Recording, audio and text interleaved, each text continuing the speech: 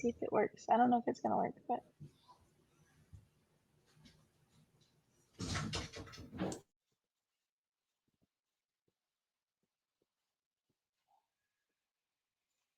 okay, we're good. All right, we're live. Hello, everybody, and welcome back to the She Invests podcast with your host. I'm Allie Fugit, and I'm your co-host, Carrie Douglas. And this is She Invests. So we're here today with a really special podcast. Someone from a group that we are in, and she has an amazing journey that we want to share with you guys. We're super excited to hear about her story because we don't even know all the ins and outs. And I have lots of questions for her. I'm secretly very invested in this myself here. So without any further ado, Carrie's going to introduce her and we'll bring her on. Yeah, she has quite the bio. Jayla brings over 20 years of experience in entrepreneurship, marketing, operations, and sales. She started her career working with global iconic lifestyle brands like Diesel and Burton Snowboards. With a burning desire to forge her own path, she pursued a 9-year entrepreneurial venture that included appearances on Shark Tank and Beyond the Tank. Burnt out from grinding in the consumer products world, she took some time off to start a family and eventually found that investing in real estate was the path she needed to live a life she loved. Jayla now invests in short-term rentals, co-hosts over 20 properties, and has the much desired flexibility and resources to spend time with her family. That sounds like a dream. And I would love to talk more about that with you, Jayla. Welcome. Hi, welcome, Jayla. Good to be here. Thank you. So excited to have you. And to join you, ladies. I love this. Yeah. So Jayla, why don't you start off by telling us what pushed you to join in on this real estate investing, and what's your drive? Well, it's funny. My parents always invested in real estate, so it wasn't. I think looking back, that was familiar. In my early 20s, I house hacked a triplex. I kind of bought one unit, renovated the others, moved into one, did that whole thing. So that was kind of my very first experience of just that thought process of, I can make this, leverage this. And how long ago was that? That was in 2005. Okay. So, and then I kind of forgot about real estate. I got completely consumed. I wish I didn't. I wish I had kept going on that path to, at least on the side. I don't regret what I did, but I totally just kind of let go of that and figured, I'll do that again someday. And all of a sudden 20 years, went by or almost. So then, as kind of you mentioned in my bio there, started a family, and I actually took some time off and I went back to the corporate world. I was VP of sales and marketing at a music company for 5 years. And I never thought I wanted to start my own business again until I got kind of sick of that corporate environment and was just slaving for them and, politics, all that stuff. And I was like, maybe that, entrepreneurial thing sounds good again. And I was just like, I want something that is just, straight up. I don't want to try to build a huge national brand again. So I kind of saw real estate as that path. And COVID actually pushed us into it. We bought a place just to get away to on the weekends. And then I ran all the numbers and seeing how lucrative it could be as a short-term rental, and hired a management company. And they were so horrible that that's what pushed me into managing it myself, and ended up co-hosting. So that was kind of the short version of how I got to where I am. Isn't that so cool? How you just fall into okay, I was planning to leverage somebody else managing this for me, but they didn't do a great job, and so now I'm gonna have to get into this too. That's what happened to me too.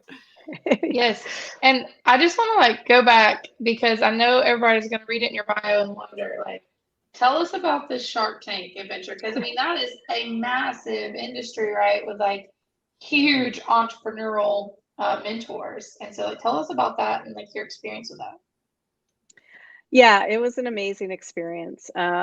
I don't think I'd want to go on the show again. I'm really glad I did it, but I'm sometimes I can't believe I actually did that. So I started a wine company, and it was a brutal industry looking back, just very challenging to get it profitable. We had a lot of production issues. I spent a year and a half pitching investors before Shark Tank to raise the seed capital to kind of get it going. I'd gone through my initial savings and 401k and everything. So I went all in on this company. And so I raised about 500,000 from private investors, non-friends and family, which was a feat in itself.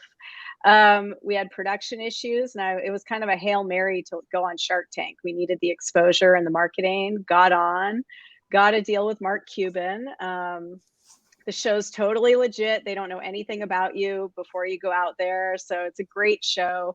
The Sharks are actually really involved. Mark was amazing to work with. He's way more involved than I would have ever expected. So it was a great experience. It was a lot of fun. It was really cool. But, I was traveling constantly. I was working 16 hours a day. I mean, 7 days a week, I was grinding. I got really burnt out. So it's just a tough industry. Alcohol's tough in general. Consumer products, everything has its challenges for sure. But it was fun. It was a great experience. But how cool to forge a relationship with Mark Cuban. Because I mean, not only does this, he has his hands in a lot of different streams of revenue, right? So oh my God, what a cool guy to just meet and conversate with. So you switch from that. Now you've gone towards the short-term rental industry is the path, or real estate in general is the path that you chose. So what do you think your niche is within this real estate industry? Given my kind of branding and marketing background, I just naturally gravitated towards, more luxury properties where we can really go all out on the hospitality side of things. I love that part of it. I love creating the amazing guest experience. And we really go all out for the owners as well. I actually love that part of it. So, we have kind of two customers, like everybody, to keep happy. And our whole goal is just to go above and beyond for both of them and just add value and, just really provide a great experience. Having been on the side of having a management company that was horrible, being the opposite of that. So I would say our niche is just kind of more luxury, family-centric type properties, single-family homes we're in Santa Barbara, California, and Stowe, Vermont. So two kind of smaller vacation type towns as well. Awesome. And so what do you feel like that you do to go above and beyond for your guests or for your owners? You don't have to name all of your, secrets, but what's one of your favorite things to do that sets you apart maybe? Let's see. I mean, I think, it's just, you guys know there's so many little situations that come up in this business all the time, guest requests, or all the owners have different preferences, right?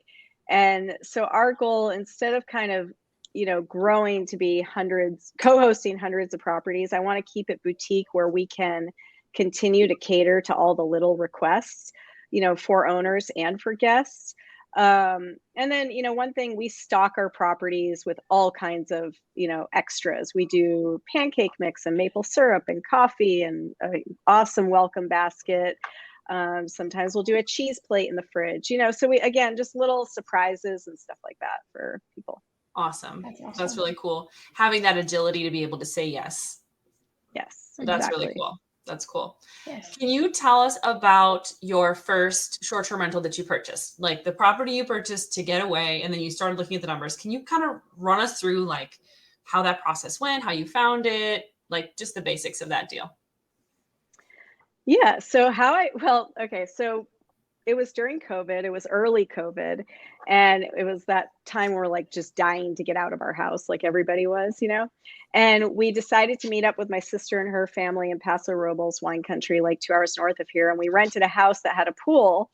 And similar to what you were saying, Allie, earlier before the show, it was the most relaxing vacation we'd ever taken because the kids were playing in the pool and we could actually sit. And I was like, we need a house with a pool. And we're constantly looking on Redfin. And on the drive back, my son had to pee. So we pulled off on the side of the highway, And I said to my husband, there's a house like 2 blocks from here for sale that has a pool. I never would have looked at it if he didn't have to pee and we didn't pull off the side of the road. So we went over, we drove around, we looked at it, and I went home. We were like, this place is really cool. Went home, looked at it. We put an offer in 3 days later. And basically the way, we knew we could at least afford it if we had to, just to use it. But I kind of looked at 3 backup plans. We could short-term rent it, we could 30-day rent it, and we could always long-term rent it if we had to.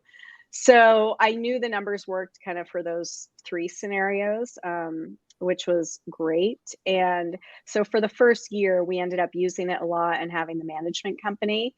And, it did pretty well. It was profitable. I think we netted maybe 25,000. And then when we took it over and actually did the marketing right and all of that, we netted 150,000 the next year. So that's a huge difference. It slowed down a little bit. That was COVID. So, I think we'll do like 80% of that, but big difference. Yeah. So those were pre-COVID purchase numbers. Obviously, things are a little bit different now in the same area. The numbers, don't quite work the same. But that was the first kind of jump into just realizing, how it all worked and what it could be. Awesome. Yeah. That's so cool though. Like that, I think Carrie had a similar situation, right? Like you guys bought a vacation home that could do as both, vacation and short-term rental. So that's a great driving factor when choosing a property. So Jayla, what from now? I think you said you're like at 23 properties that you currently manage, right? Yeah. So what are your next steps and future goals moving forward? So, we're getting ready to launch 4 more properties right now. It's so funny, just word of mouth. They just kind of fall in our lap. We're being a lot more selective at this point with which properties we take on.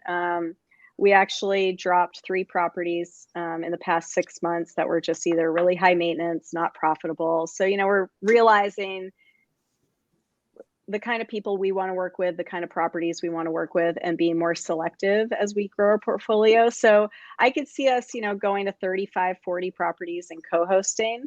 But I want to really get into commercial and possibly a boutique hotel, something like that, because with I'm in 2 areas where the regulations are up in the air. And we own 2 properties where the regulations are up in the air. And so, I think doing something more in the commercial space could just help kind of offset that or mitigate the risk of what we currently have. So that's kind of the goal in the next year. And then we're currently renovating a property that my biggest immediate goal is getting this place dialed in. So that's your property goal. Yeah. What'd you say? Tell us about the property you're at now. What are you doing with it? Oh God. So this one is in Santa Barbara. And it's got 2 units on it, a main house and an ADU. And it's right near the hospital. It's got an amazing view of the ocean and the mountains. It's really cool property. It was considered uninhabitable. It was not bankable. We had to go through a hard money lender.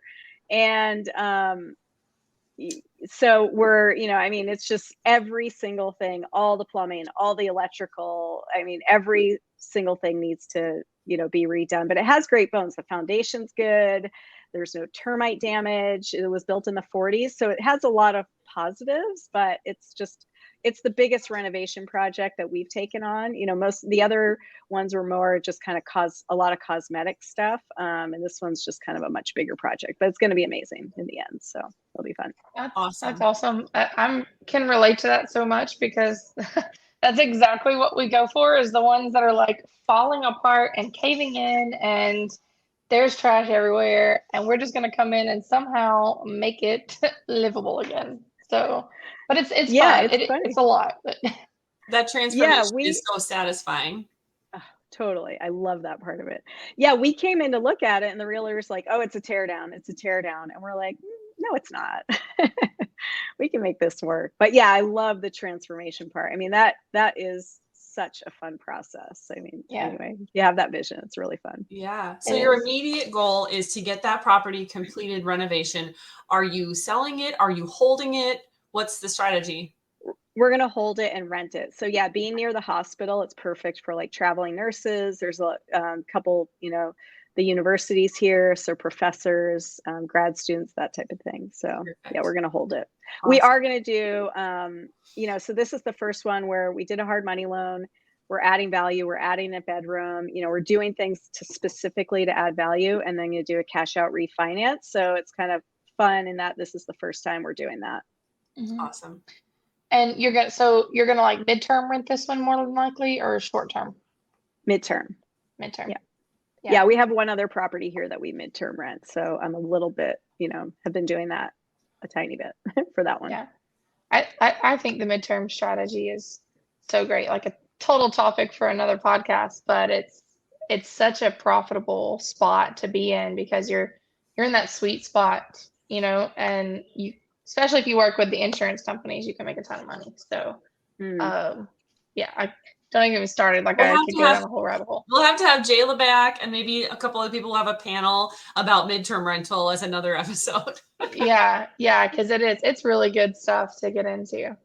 Awesome. Okay, so well, when in doing this, Jayla, and like you've come from like the corporate background and you've transitioned into this, and so in looking at your personal financial statement and like where you're at now, like how often are you checking it, and or are you more focused on, you know, is there something else you're more focused on, or one specific thing that you're tracking for your personal financial statement?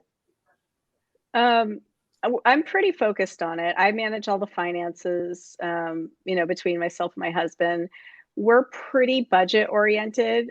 We've really tried to avoid lifestyle creep, you know, over, you know, the past kind of 5 to 10 years. We've done pretty well at that, surprisingly. We want all of our extra money going into investing into real estate, looking at kind of expanding that out, you know, at some point, not just real estate, but I mean, I'm pretty in tune with it. I have a giant spreadsheet, you know, that I check depending on what we're doing at the time. Like right now during this renovation project, I'm checking it weekly. Otherwise, I might just be checking it monthly, you know, going through kind of, you know, blah, blah, blah, making sure we're just not, I don't know, just being smart with our spending and that kind of thing. We definitely like to have fun and like to go on vacation and do stuff also, but just it's crazy how quickly stuff can creep up and you start spending more and more money. So I'm pretty in tune with it. I would say, you know, mostly we're just tracking kind of that next chunk of cash, you know, that we can reinvest, and then that next chunk of cash. And so mostly we're just kind of focused. That's our biggest focus, is what's our next investment and when are we ready to do that? That's awesome. I love hearing that, because I'm always thinking, you know, when I'm asking someone this question about what metrics they're tracking, I'm always looking for like, are they tracking cash flow? Are they tracking their net worth and equity in properties? But I love your answer of like, we're just focused on growth. When do we have the next chunk to go do another deal? That's a great answer. Mm-hmm. Mm-hmm. And so, yeah, I'm sorry, go ahead. Oh, I was just going to say, for the co-hosting properties, for those I am checking, you know, basically profitability every month and that kind of thing too. And same thing though, trying to keep our expenses low. It's crazy how quickly stuff can creep up. So I do track that pretty carefully. Yeah. Well, especially with short-term rentals too, like it seems like there's always a new tool that you need to put in place, and somehow all those tools cost money. How will you know when, like, do you have a goal that you guys are aiming for? Like, how or when will you know that you're successful? Or do you think by your and your husband's terms and goals, have you already met that? And what did it look like when you met it, when you felt successful? I would say at this point, I feel like we're successful. You know, my idea of success has definitely shifted over the years. I think when I had the wine company, I thought it was this payout at the end. Now it's all about lifestyle and spending time and flexibility. And we both have that. My husband's in sales. He's had the dream job forever. And I've always been like, how do I get what he's got going on there?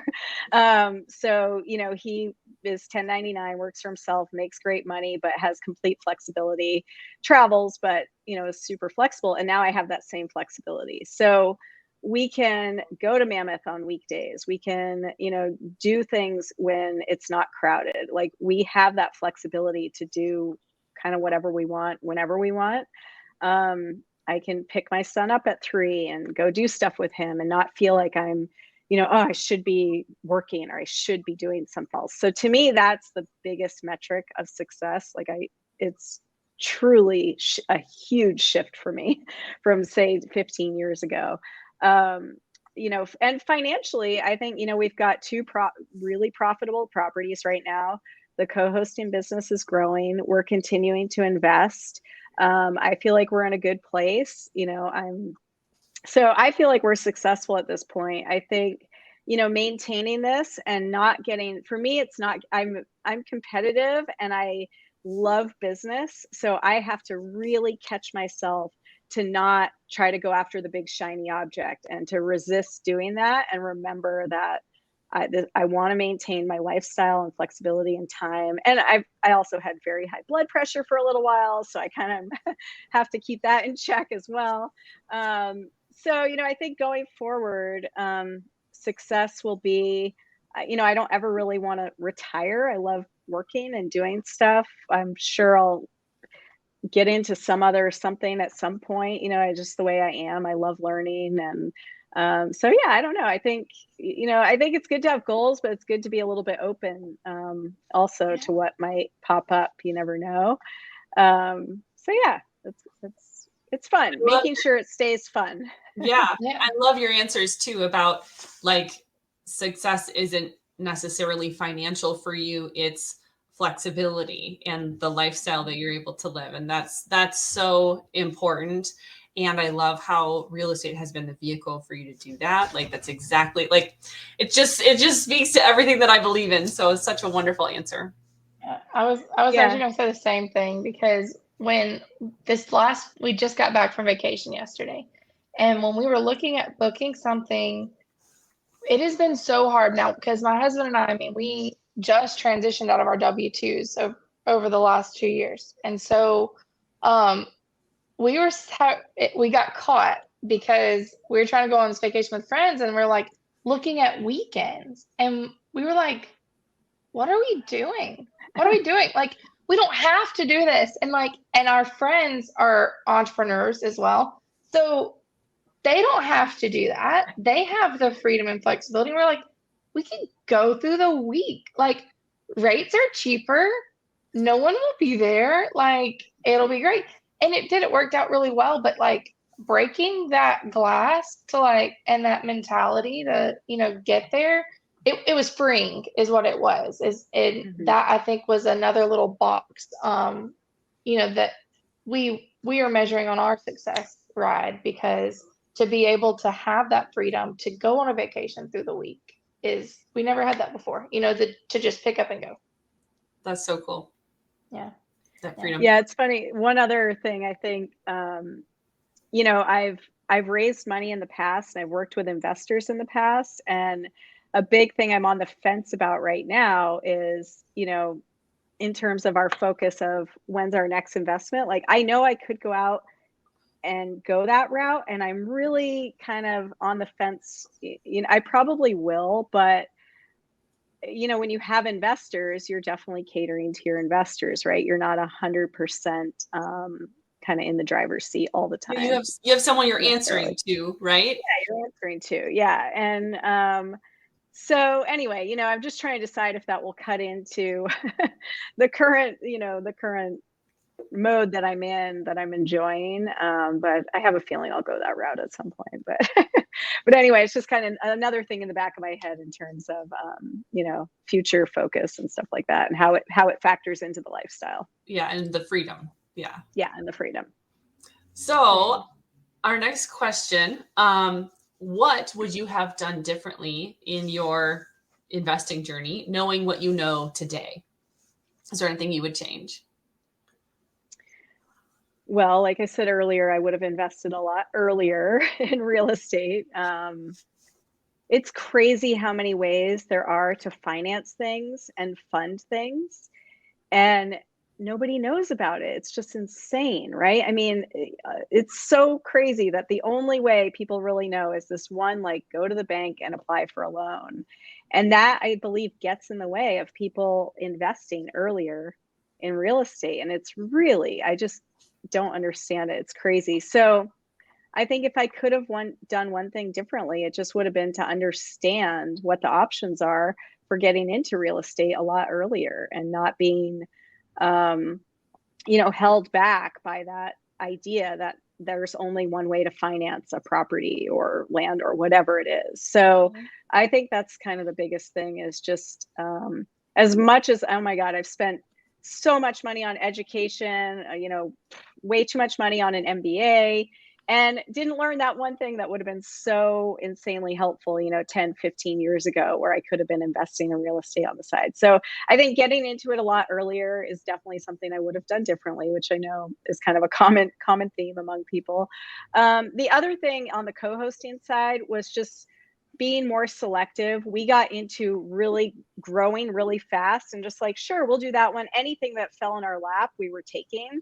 And man, we wasted a lot of time and a lot of money on properties that we just shouldn't have taken on. So that's probably the biggest thing I would have changed on the co-hosting side, is in the beginning, I had to make some concessions just to get the first few properties, and I don't regret that. But after that, being more selective would have been smart for sure. So Yeah. I want to make two comments on that. I love that you talked about, like, there not being a whole lot of education around the financials on it, or there's not a whole lot of education, especially for younger people, as you're coming up, not even necessarily like through grade school, but like even in college, there's not anything, educational wise, that's kind of leading you in that direction to help with those things. So I think that's a huge milestone that our country in general, for educational system, needs to kind of, get to and break through. But the second thing I want to talk about is your co-hosting business. I had just had a conversation with somebody the other day where you're talking about your owner buy box. Like, you have a buy box when you go purchase a home. And I tell my students, you have to have a buy box for your homeowner, right? And not just your homeowner. And then it's like, if that homeowner meets the criteria in that buy box, then you have a buy box for their home. And it's like, does their home now meet the criteria for that buy box that I'm willing to work with and go for? Because I have the same experience as you, Jayla. We went through, and there's a lot of that we should have said no to, and we didn't. And we wasted time. We learned a lot, and I'm thankful for that growth. But I wish I would have had somebody to tell me, get your owner buy box, get your house buy box, because that's great advice. Yeah, totally agree. Yeah. And I'm glad you brought up, Allie, like what the educational system, could potentially be lacking. And I don't know what the solution is, but I know that I was encouraged as a senior in high school to take out a whole bunch of loans to go to college. And I had no idea what an amortization schedule was. I had no idea what my monthly payment was going to be like when I finished school. And then I left college and I was like, I'm sorry, what is my monthly payment? How am I supposed to afford that? Like, I just had no idea. And I do think that the winds are changing. And I think fewer people are going to college, and I think they're choosing other paths, and I think they're figuring it out. But it took 20 years of what I went through for the system to like start thinking about this. And so I'm waiting for this to trickle down into, like, when we teach students algebra or we teach them geometry or whatever, when do we teach them like the basics of finance? Like, what is the term? What is the interest rate? How does compound interest work? How does simple interest work? And how does the amortization schedule? Like, what is that? So I'm still waiting. But anyway, I've got some rabbit hole theories on that, but I'll save that for another. For another episode. Save that for another episode. Yep. It has to do with a lot of things. But okay, well, so you talked about what you would have done differently, Jayla. what do you think the most exciting piece of this investing journey has been?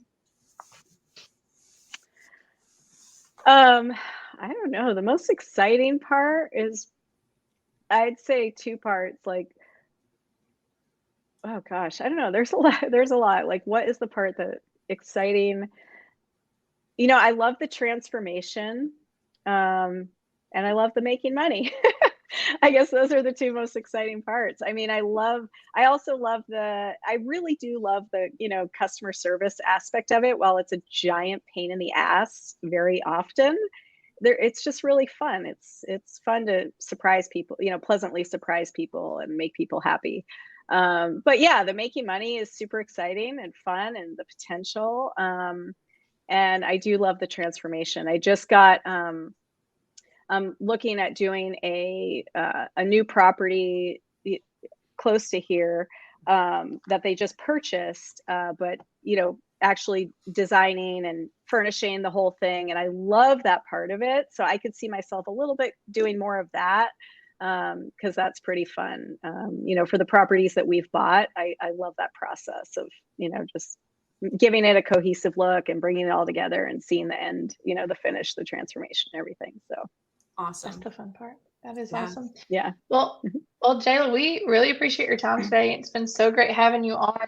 Before we go away, though, can you please tell our listeners where they can find more about your homes that you rent, more about your business, and more about you?